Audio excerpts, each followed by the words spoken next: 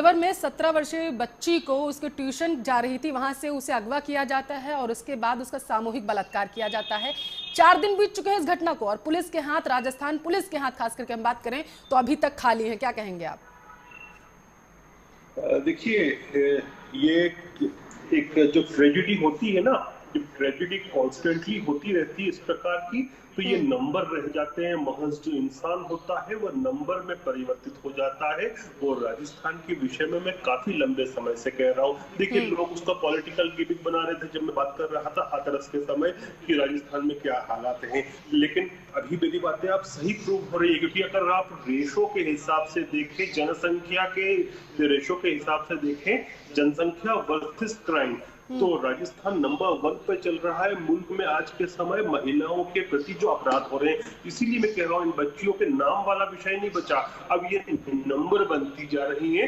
और यह एक मानवता को कोई चोट होती है जब इंसान रिड्यूस हो जाए एक नंबर पर। फिर आप बात करते हैं इस महीने में इतने हुए, इस महीने में इतने हुए, इतनों को पकड़ा, इतने अभी भी बाहर, तो फिर वो महज अंक तक रह जाते हैं। तो ये अकर्मण्यता है राजस्थान की सरकार की। लॉ एंड ऑर्डर विफल होता जा रहा है। और मुझे एक बात समझ में नहीं आती कि जब जब कांग्रेस की सरकार रही है राजस्थान प्रांत में, आप देखिए कि पिछली बार भी जो सरकार थी अशोक गहलोत की, उसमें बड़ा फेमस कांड हुआ था। कोई फेमस नहीं बोलूंगा, इनफेमस कुख्यात कांड हुआ था, भौरी देवी कांड। भौरी देवी कांड में क्या था कि जो मदेरणा थे एमएलए कांग्रेस के, वो बड़े कद्दावर एमएलए थे, उनका नाम आ रहा था। तो आप ये सोचिए कि बार बार राजस्थान में विशेषकर दबे कुचले जो लोग होते हैं उनके साथ इस प्रकार के अत्याचार के मामले कांग्रेस शासन में क्यों बढ़ते हैं, इसका क्लेरिफिकेशन देना चाहिए कांग्रेस पार्टी को। और मुझे तो दुख इन सब चीजों से, कांग्रेस और इन सबसे ज्यादा यह है कि हमारी बच्चियां अंक में परिवर्तित होती जा रही हैं।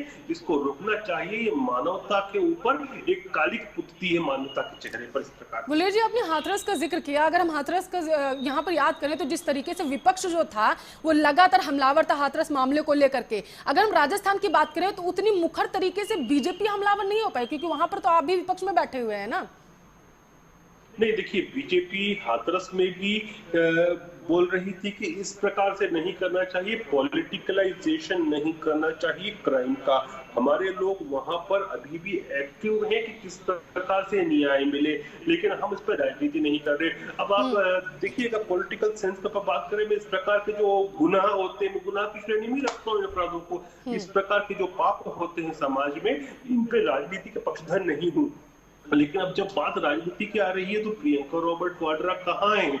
मैं मानता हूं कि राहुल गांधी जी तो अभी गोवा में है और प्रियंका वाड्रा तो नहीं है। वो क्यों नहीं जा रही वहां पर?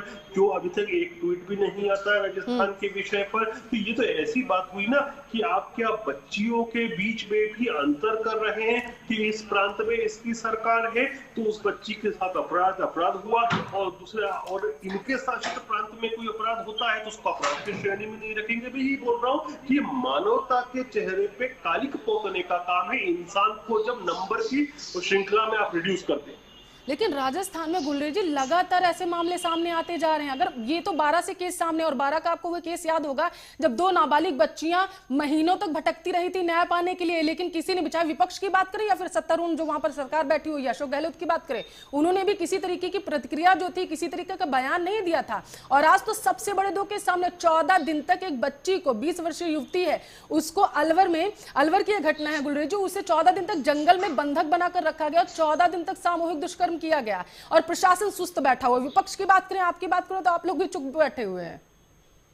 नहीं, हम चुप नहीं बैठे हैं। आप ये देखिए कि वहां के जिला अध्यक्ष हो भाजपा के, वहां के जन नुमाइंदे हो, वहां के सांसद हो, वे सब इस पे लगे हैं। बात यह है कि हम इस प्रकार के क्राइम के ऊपर राजनीतिक रोटी सेकने की मंशा नहीं रखते कि हम जो अशोक गहलोत है उनके मुंह पे कालिक पोत दें, एक तरह से उनके पुतले पे कालिक पोत दें, पुतला जलाएं, ये सब नहीं कर रहे। लेकिन हम न्याय दिलाने की बात कर रहे हैं और न्याय होना चाहिए। मैं मतलब में भारतीय जनता पार्टी का प्रवक्ता हूँ और प्रवक्ता होने के नाते पार्टी का मुंह हूँ।